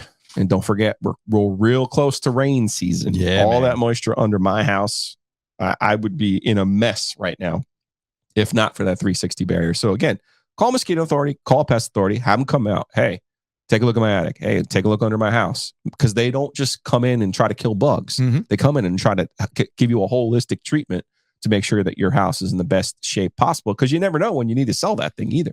Also, shout out to Oak City Sports Cards. Buy, sell, grade, trade. Grading is the most important part about this. You might have a card you think has value. It might not have value. So before you put it on eBay and either get too much money for it or not enough money for it, you go to Oak City Sports Cards to get that thing graded. Weston's taking care of you. Yeah, plus you got rookie cards coming out real soon. Yes, that's true. Head That's down, true. get That's key. those autographs. Plus, it's going to be Victor Wembanyama sweepstakes soon as well. And trust me when I tell you, if you're not going to be able to get your hands on them, but Weston will. All right, we'll close out the show with a kind of a special edition of Hey Joe. Yes. All right. So Oakwood Pizza Box sponsors Hey Joe. We get invariably Hey Joe questions about how the podcast is doing, how things are going. So I thought in this particular case, what we would do Do is you have a slideshow? I don't have a slideshow. I have a bunch of stats though. Okay. I have a bunch of this here, right? So anyway, give Oakwood Pizza Box a shout. Check them out online at oakwoodpizzabox.com. Wednesday through Sunday. Yes, that's key when you want to go by. I highly recommend you do. Get yourself a picture of Narragansett. Ask for the brass monkey. Does Anthony have brass monkey? He doesn't have brass monkey? Okay. He's got the red bubbles. check He's got out- Lambrusca. He does so- not have the yellow bubbles. So check out oakwoodpizzabox.com and put in your order today. All right. So this is episode 50. There's some additional, if you look at our podcast list, there's actually, I think, 52 right now because we had the, hey, we're doing this. And there was an additional OG overtime, which we'll probably do some more of once we get into football season and there's some Thursday night games. In fact, you and I got to figure out what we're doing for that first NC State game because they play on a Thursday, right? They do. I'm going to be up in Hershey. Okay. So we'll figure something out on a Friday. Look at this technology. Yeah, I know. Technology is an amazing thing. So let's, I feel we can go through this in terms of, what were our goals when we started this thing? This And- feels like a meeting. It And actually we're not feels having like a meeting. This feels like a performance review as well. No, I don't no, like no. either one of those things. Well, here's the thing, Joe. When I give annual reviews based on a scale of 1 to 5, I never give out 5s. Yeah. Just so you know. Mhm. Just you so give you out know. one. So you're saying if I got a 4, that's a 5? Is that what you're saying? You're scarring me, please. All right. So let's start with some goals. Studio space. Hello, Eford Studios. Thanks to Empire Thank you, Properties. Greg. No, seriously, Greg, Hayden, Empire Properties have been amazing landlords, if you will, for this space. What? What do you got to do? Your boy forgetting things. Oh, what did you forget? You just keep going. All right. I'm going to pull an OVS and multitask. So we could have done this at a parent's house. Like we could have done this at your parents' house. We did it a couple of. No, you did it at your parents' house. Right. I never did it at my parents' house, even though I did joke about the fact that I would take over our old. I mean, I had enough space in my old bedroom in my parents' house to carry. I know we could have done something at your parents' house, but we needed like an actual studio space somewhere in downtown Raleigh. That's preferable. And Empire Properties has come through in a big way. So we have a studio space. You're watching this unfold. We're kind of like in the process of getting it right with lighting and video and everything else for YouTube, but sound-wise, I think we're at the point where we need to be. Again, big thanks to Empire Properties for that. Title sponsor was a big one that I wanted to accomplish in the summertime. Huge. Copiers Plus came through. They're our title sponsor, not just through the rest of this year, but they're going to be our title sponsor throughout 2024. So for them supporting us, we hope that you go support them and check them out at copiers-plus.com, which also gets us to our OG sponsors. When the blip occurred, and we were thinking about doing this, the only way to make it work is if we can make money off of it. And a lot of folks, and we just got done talking about Oak City Sports Cards or Mosquito Authority Pest Authority or Oakwood Pizza Box. There were a lot of people who jumped on from the start, the OGs from Butcher's Market, Whitaker and Hamer, and the like. We thank all of them for being on board, and they continue to be on board with what we're doing. So I think that's another thing that was like kind of an early on, if this is going to work, we're going to need people to jump aboard, and people have, Joe. Yeah, we're not here without Hayes and without Anthony and without Kenneth and Josh, Bennett, Heister Automotive, it's fairly remarkable. Weston, I'm going to miss some names here. Jim Roberts, who, over at that Wilmington. first month at New was like, hey man, I've been in your position before. And that's the part of it that is both rewarding and humbling to think about, right? That I'm in this market media-wise. This will be my 28th year. You're in this market how many years now? I mean, I started doing radio my senior year at NC State, 2000, 2001. Okay, so 23 years. Yeah. So, and to think of all that time that people weren't just saying to you, oh, you guys are good. No, they actually meant it. Yeah. You know what I mean? And that doesn't mean everyone agrees with everything that we say. That's for sure. But it is different when you have to go to somebody and say, hey, I actually need money from you. Right? Yes. It's different. It is. And obviously, as I like to tell people, the butcher's market in particular is one of those. It's like they could sell a class. They could use that example in a class right now of modern marketing and advertising and how your company could be successful. Also, folks on Red Circle, which is our to be clear, that's not us. That's made it successful. It's you. Well, that's what I was getting at. Listeners. It's the people who have used the social media the way that you have and the way that you've supported us in a vocal way. And I get some of it is anti other things, but I feel like for the most part, people have been pro us. And that's what I want to see. And that's what I get with the Red Circle podcast publishing platform that we're using. It has the ability to do donations. There's several number without us asking. We have not asked for this, but there's a good chunk of you that have set up recurring donations through Red Circle, which we appreciate.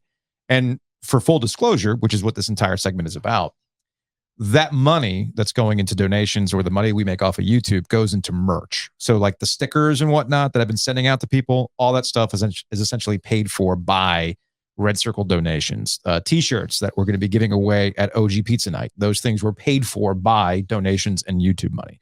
So we thank you for that. I'm putting that stuff into use to kind of give back. The Roadcaster. Yeah, the Roadcaster was essentially paid for by early donations. So we appreciate that. Speaking of YouTube, we did get to 4,000 views or 4,000 subscribers, which was a goal of mine because that's where things were before the blip. And then there was ACC kickoff, and ACC kickoff was important on a couple of different fronts. The biggest one was, do we have everything we need to make this work? The answer to that is yes. But more important to me, it was to get the schools to understand that we're not doing anything different. We're going to continue doing what we've always done as a radio show, just without the radio show itself. It's now podcast. And we can get into all sorts of existential conversations about what media is today and the type of people who do show up to these media events now. But I think with the combined experience between you and me and the connections we've made over time, it made it really easy for the ACC and the local schools to understand, oh, okay, cool. You guys are just doing what you're doing and on different platforms. That's without even knowing our podcast numbers, because quite frankly, I think even you're surprised. We'll get to that. Because, if you would have told me, our audience, I would have thought my age. Yeah. But that's not the case. But we'll get to that. Content sharing.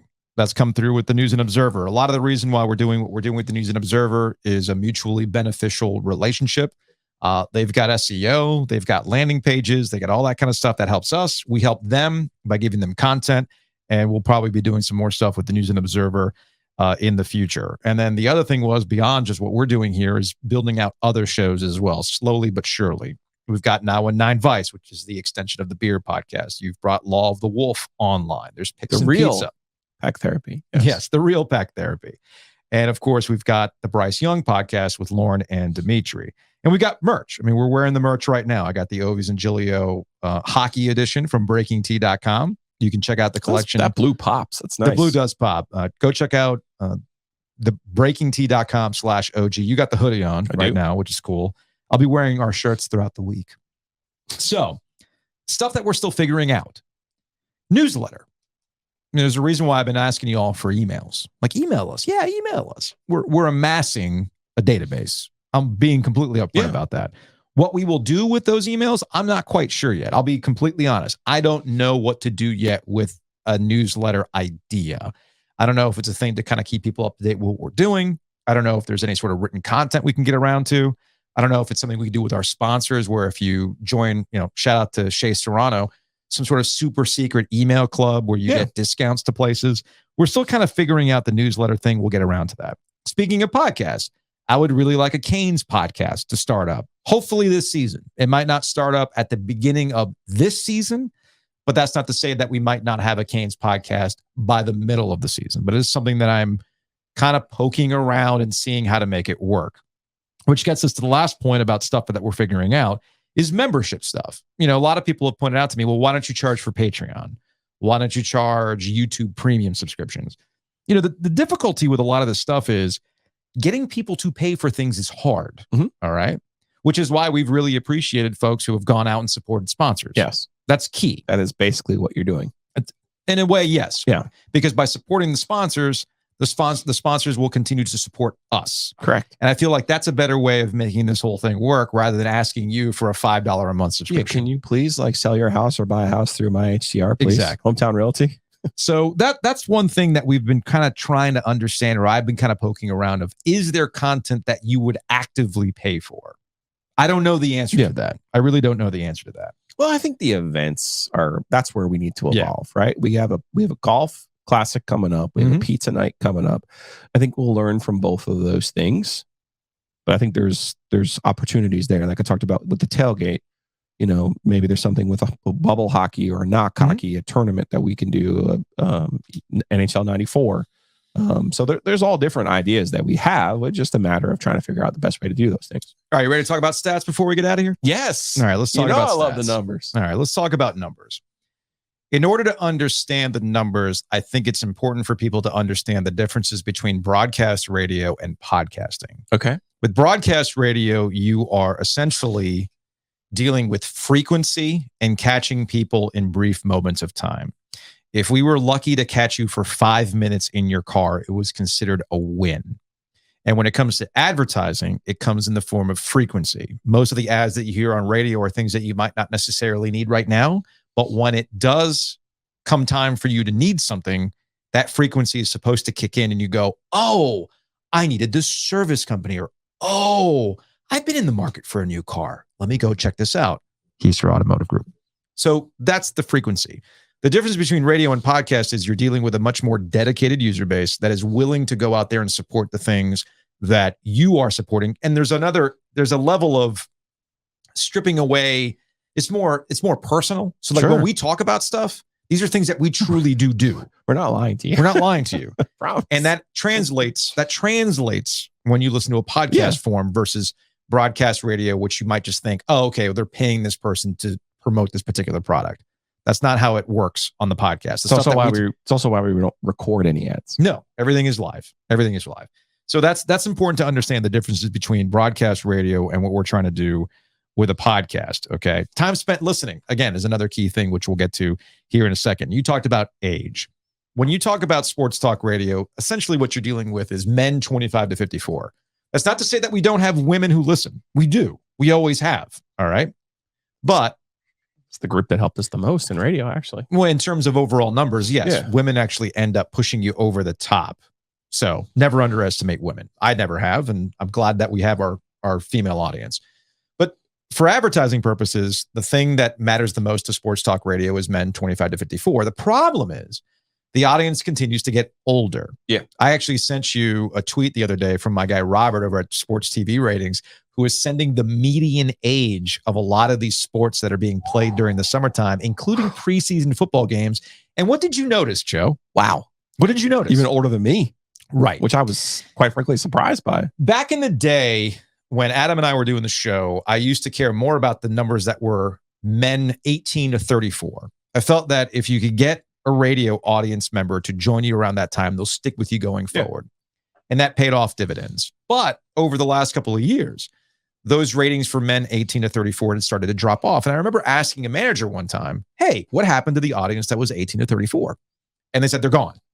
I said, I don't believe that, because you and I both anecdotally know that people who will come up to us are a lot younger than us. Yes. In their late 20s, early 30s. Well, if they're not listening to the radio, what are they listening to? The youths love the podcast, man. Exactly. So Thank you. So based on the numbers that we're Zach. seeing, so based on the numbers that we're seeing both on YouTube and on podcasts based on demographics, shockingly enough, it's actually skewing younger than what we were getting the on the biggest radio. surprise to me. It's not a surprise to me. I know it's not to you, but it's been the biggest surprise to me. All right. So let's get into some raw stats. You ready? I'm ready. Again, where's the spreadsheet? I don't have the spreadsheet. F around. I don't find out. Yeah, man. I don't have the spreadsheet in front of me. All right, that's for episode 100. I'll get us a Maybe we'll slideshow. do that. All right. Oh, one last note about podcasts. On the radio side of things, the best of podcasts I always viewed as customer service. Sure. The goal was to get you to listen to the radio, to listen to the live show. The podcast was there just in case you missed something, time shifted, which reflected in the numbers, which since the transition over to podcast only, the numbers have been exponential in terms of who's listening and how often they're listening. So as of episode 50, we're approaching 200,000 downloads, but that doesn't tell you the whole story, because you can get to a bunch of downloads real quick if you just have frequency. You just keep doing shows, and that adds up over time. So what's a better way to gauge what's going on? Well, Apple and Spotify make it easier for you to understand who's following you, who's a dedicated listener.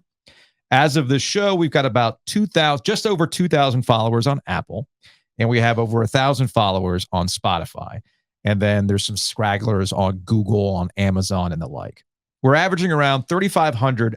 These are round numbers that I'm giving right now, because it truly does vary. We're averaging around 3,500 per episode, which is a pretty good number, because you're probably wondering, well, that doesn't sound really great. Well, let's consider this. Depending on who you look at, could be from Buzzsprout, which is a podcast hosting company, Libsyn, which is another podcast hosting company.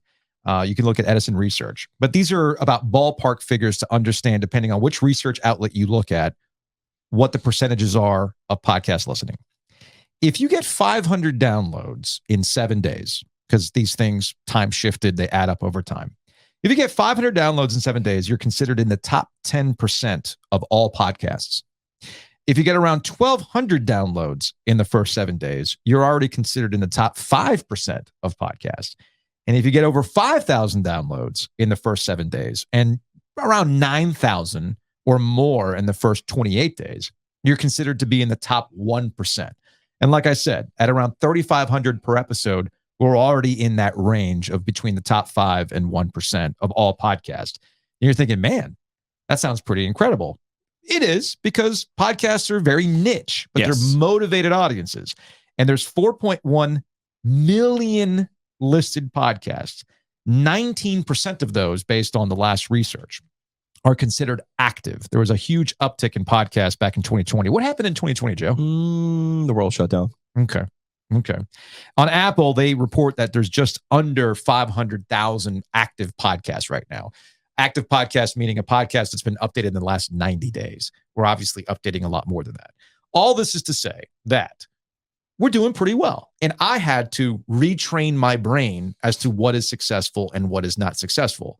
And when I see that number, initially I thought, oh man, that's not doing really good. But when you actually put it in the context of who's actually listening, the podcast is also doing pretty well, in my opinion. Now, Those are also real numbers. Not to get into what ratings are, but it's an extrapolation and it's a guess. Not only are they real numbers, when you say real numbers, they are organic numbers. There's a game that is played through embedded podcasts that they end up on a website. You see the little widget. Sometimes they get auto-played. I do not count those numbers because we don't have those numbers. We don't have a website where our podcast just lives in a story. And this is the most important feature of what's going on with the podcast. About 75% of our podcasts are consumed, meaning that 3/4 of the audience is listening to the entirety of the podcast. We're testing that today. Yeah, I know. We're already at 90 minutes. We're over at 90 minutes. So if you've listened to all of it, the average is 68%. Joe's done. Joe's done with the podcast. So the average is 68%. The average is 68%. We're clocking at 75%. So those are all good things, people man. are consuming the podcast. Then there's YouTube. We'll close on YouTube. Oh boy. We're at 4,000 subscribers, but subscribers don't tell the whole story. All right. Because you can see a web page, you can see a YouTube content creator with 1,200 subscribers, yet they'll get some videos that are getting, 20,000 views or whatever it is. What's the word that you like to use? Fugazi? Yes. Fugazi, right? A lot of It's not real. It's a fugazi, a fugazi. A lot of YouTube numbers are fugazi. Okay. And the reason why that is SEO. If you put the right keywords in, your stuff will get presented when you log into YouTube. The key number to understand is what's your retention. When the video gets presented to you and it auto plays, are people sticking with it? Or are they bailing within the first 30 seconds? And what you come to find out is a lot of these videos that have 20,000 views, 5,000 views, end up having really crappy retention rates, that they're already bailing within the first 30 seconds of that video. All they're giving you is a raw start. They're not giving you publicly who's actually sticking around and watching the content. With us, if you see a video that only has about 1,000 views, like this show might have 1,000 views based on what you see on that raw number. The key part is roughly 65% of you are watching the majority of the show. That's key. That's the number that matters the most. So all this is to say that 3 months into this thing, I'm optimistic about where things are going and where they will continue to go once football season comes around. And that's ultimately a thanks to the listeners who have stuck with us and are engaging with us and checking out our stuff. And we appreciate that about you. Here's to the next 50. Meeting's over, Joe. See, it wasn't that bad. It wasn't that bad. Was it that bad? I'm going to bite my tongue off. So let's get on to the next 50. All right. We'll see y'all later in the week.